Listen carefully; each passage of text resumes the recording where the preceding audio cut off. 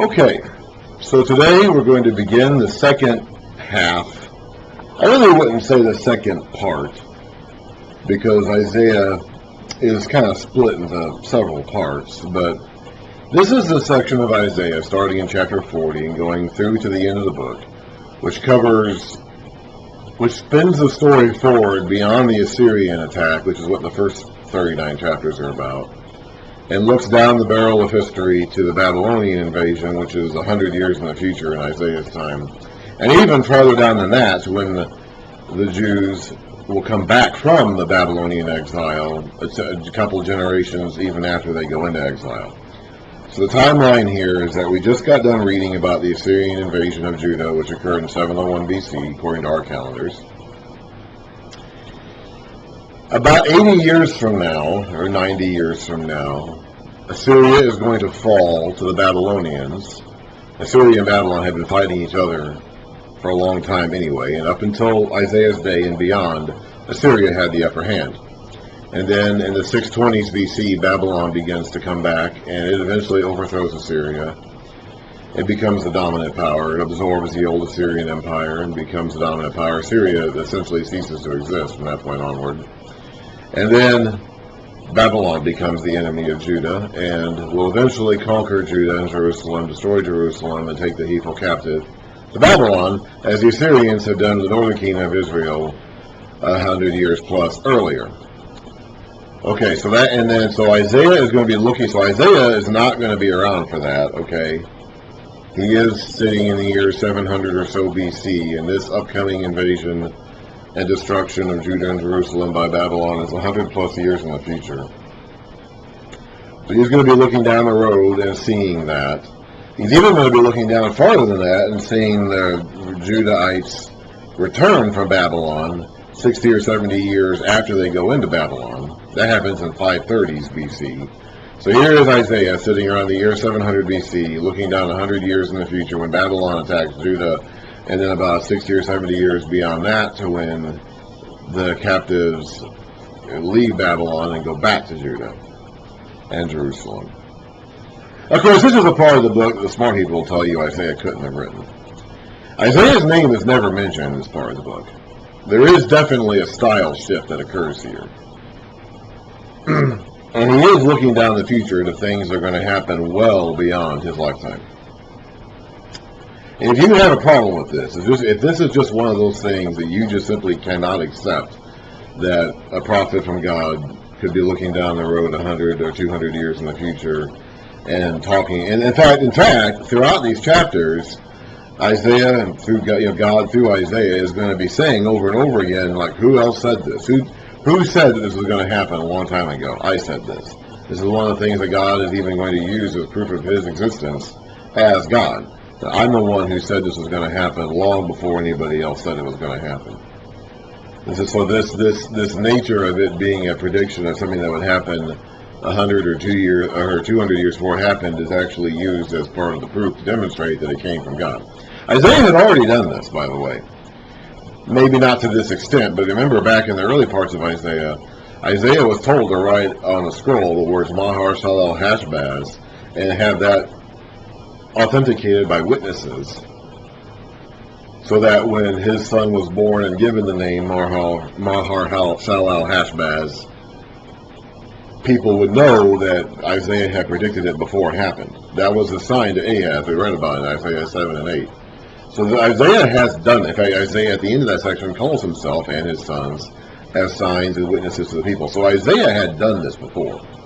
Maybe not to this extent, maybe not looking down 200 years in the future, but he had predicted the future before and written a document to prove it, and then used that as proof afterwards that he had said it before it happened. So this is not really all that out of character for Isaiah. And he still uses a lot of the same imagery and themes that he used before. There's still a lot of emphasis on seeing and hearing. There's still a lot of emphasis on building a highway and making a path back to God, making an easy road path back to God. So it's the same content, same subject matter. The New Testament ascribes these chapters to Isaiah. When that quotes from Isaiah 40 and 66, it ascribes this to Isaiah the prophet.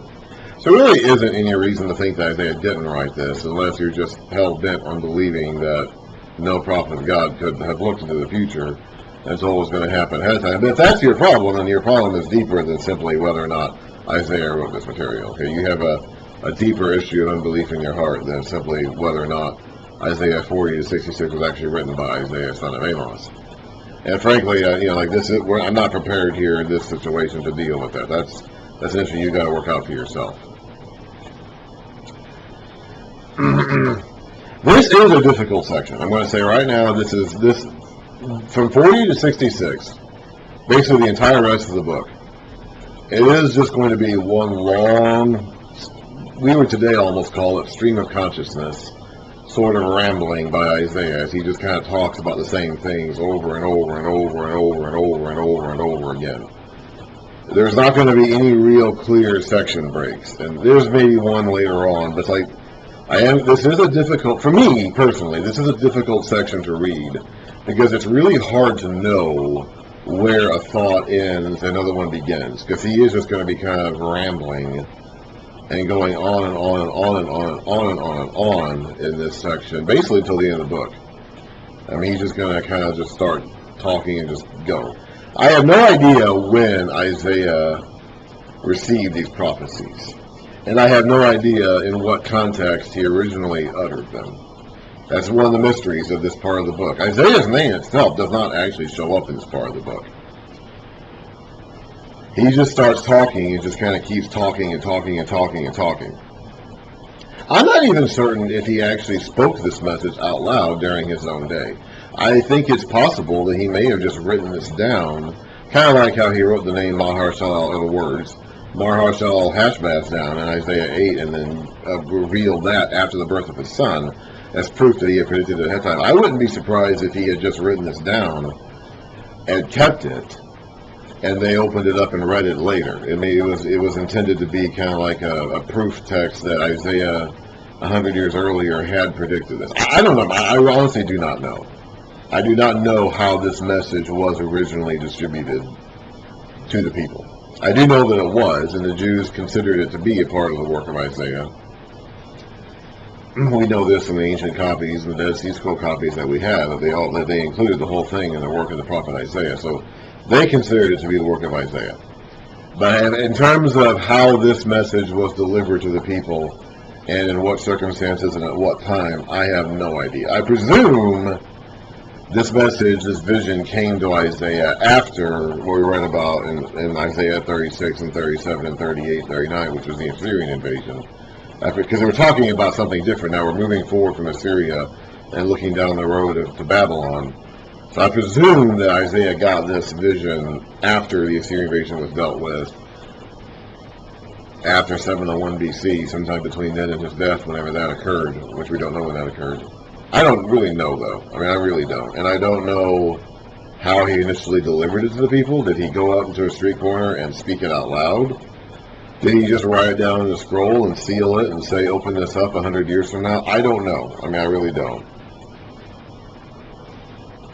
He is talking to the people in exile in Babylon. And that is, of course, one of the things that smart people have a hard time with, because when Isaiah died, they weren't in exile in Babylon yet. But he is not really talking to his own contemporaries, to Hezekiah or even Manasseh, who was king after Hezekiah, if Isaiah lived into his reign, maybe. He wasn't talking to them. He was talking to the generation of Israelites who were going to be in that Babylon. And not only that, but who were in Babylonian captivity for a while. The Babylonian captivity, depending on how you define when it started, lasted between 50 and 70 years. Babylon came against Judah in waves, about every 10 years or so, and finished attacking the city and destroyed the city in 586 BC. And then in 539 BC, Babylon itself falls and is conquered by the Persians, led by a guy named Cyrus. And Cyrus issues a decree allowing so Babylon conquers Assyria, Persia conquers Babylon.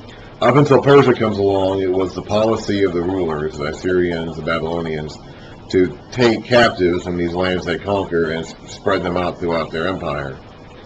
Cyrus, the Persians, reverses this. He reverses this policy and allows the captives that he inherited from Babylon, which Babylon in turn inherited some of them from Assyria, and allows them to go back to that, including the Jews. It wasn't exclusive to them, but it included them. That's in 539 BC. So Isaiah is going to be speaking to the generation of Judahites living in exile in Babylon shortly before Cyrus comes to destroy Babylon and release them. Now, so to read this section now, we are skipping the narrative forward beyond where we are in the historical record, which is still back in the days of Hezekiah. Okay, so in our historical reading, we're still in the late 700s BC, and this section will carry us 150 years plus in the future to the mid 500s BC. I actually thought about not even doing this section yet and going back to the historical section and reading from there and then coming back to this. But I decided to go ahead and do this now because splitting it up would tend to lead credence to the idea that Isaiah didn't write this material. I think he did, and I think it was delivered at this time, speaking about the future. So we're going to read it in context as though Isaiah is speaking to people around the year 700 BC who are not in Babylonian captivity. But he's looking down the road to a generation 150 or so years from now, in the mid 500s BC, who will be in Babylon, who will be born in Babylonian captivity. He's talking specifically to people who never knew living in their land. These are people who were born in Babylonian captivity sometime after the fall of Jerusalem. And he's talking to them. So he's talking to a generation that's actually born in Babylon, in Babylonian captivity.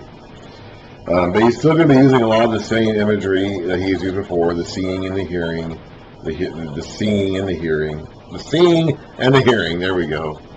He's going to be talking about roads.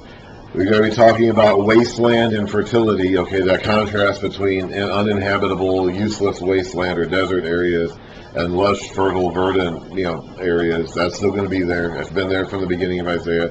It's still going to be there. And he is going to talk a lot about this concept of a servant. And that is going to be like one of the defining features of this part of Isaiah, is talking about this servant. And what he means by this servant is one of the puzzles of the second half of Isaiah.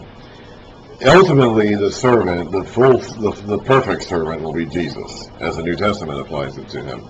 We've read about this character already in Isaiah, this coming king who's going to lead the people. We read about that character as far back as the early chapters of Isaiah.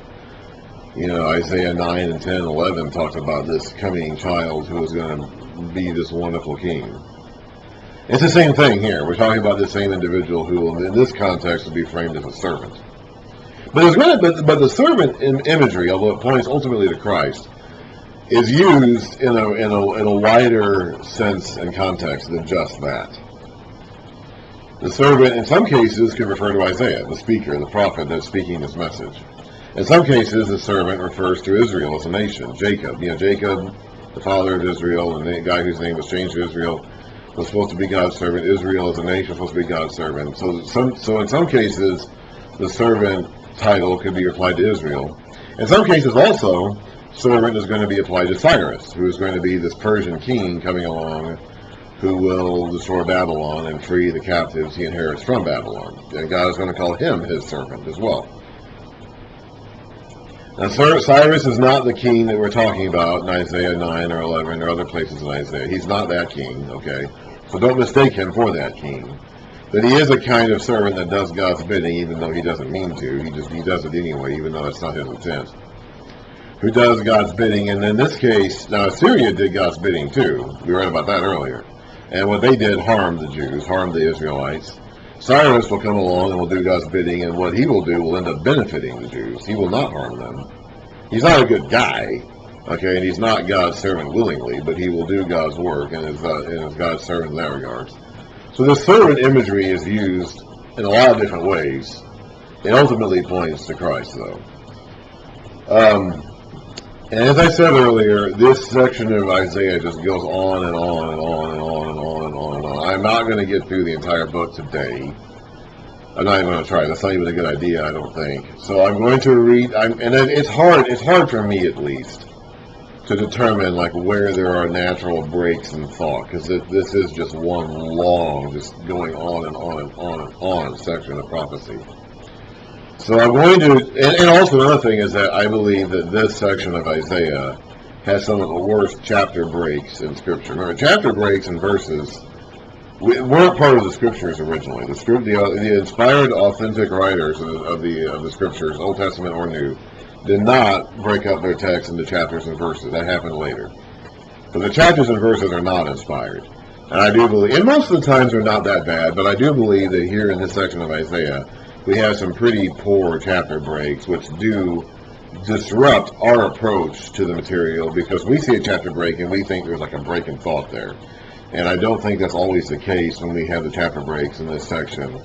I think some of these chapter breaks were very poorly placed, which can hurt our understanding, because we see these chapter breaks and our brains want to associate that with like a break or a pause in thought. And that may not always be the case in this section. And that'll happen a number of times.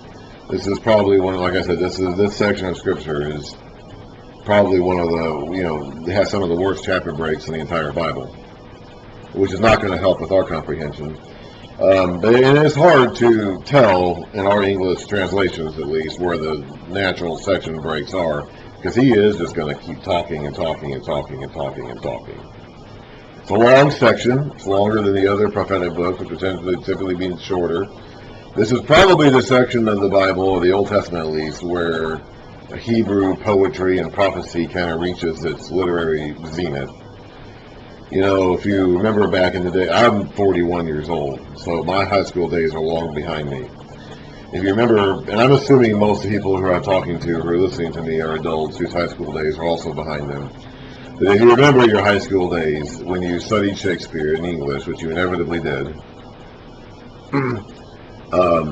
you would hear this talk about the Shakespearean poetry being like the zenith of English poetry. It's like the finest poetry ever written in the English language.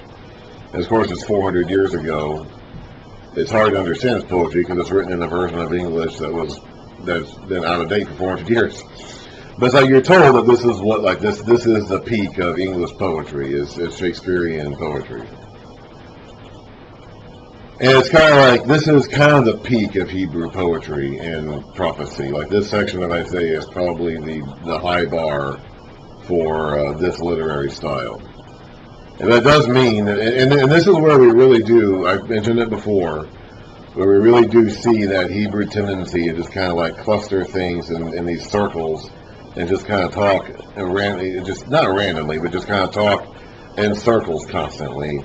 Just say one thing and then another, and kind of keep circling back to what you said before, and just constantly doing that. Because that's what this whole section is going to be. He's going to talk about something, he's going to move on to something else, he's going to go back to that first thing he talked about, he's going to go on to something else, he's going to go back to that second thing he talked about, then go back to the first thing he talked about, and he's just going to be doing that all throughout the rest of this book. Now, I would like it, I mean, personally, I would like it if he talked about something, made his point, and then moved on to something else. Okay, I would like that.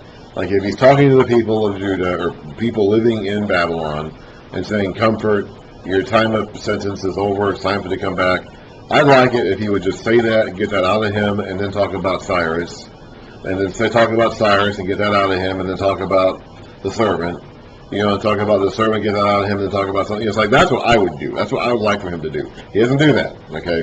He goes on, he talks to the people in Babylon suffering. He talks about Cyrus, and he talks about the servant, then he talks about Cyrus again, he talks about the people in Babylon again, he talks about Israel as a servant. He just does that, okay? And that's going to happen all throughout this text. And this is very foreign to the way that we interpret data and the way that we read stuff. That's not the way that we process information or tell stories at all. So it's going to be difficult. So this section is not going to be easy. But it is, we are going to go through it. I also, one more thing, I'm going to start obviously a new video here. This is my intro to this section of Isaiah. This is a big picture stuff. Okay, it's like, I think I don't want to get too bogged down in the details as I read this, because a lot of this, I think, is kind of big picture material. We need to kind of allow the visions themselves to kind of communicate their own message. Read these visions, kind of get in your head the thought or the vision, that the message, the word picture that Isaiah is trying to communicate, and allow that to kind of be what, teaches you the lesson breaking it down verse by verse is tough. And I think that kind of waters it down and makes it even harder to understand, because I don't think it's meant to be that way. I don't really think it's meant to be broken down verse by verse.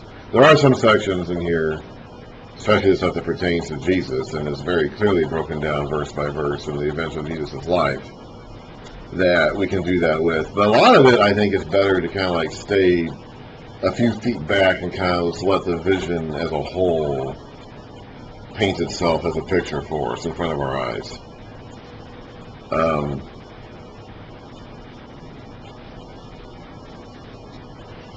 I like to do jigsaw puzzles. When I do a jigsaw puzzle, I take each piece and I put it together in its place. But when you're done with the jigsaw puzzle, the point is to step back and look at it as a whole. Okay? These prophecies are being given to us like as a whole here, I think as a whole picture, that we can go through and we can break it down piece by piece. And maybe try to link it back together and understand the picture again.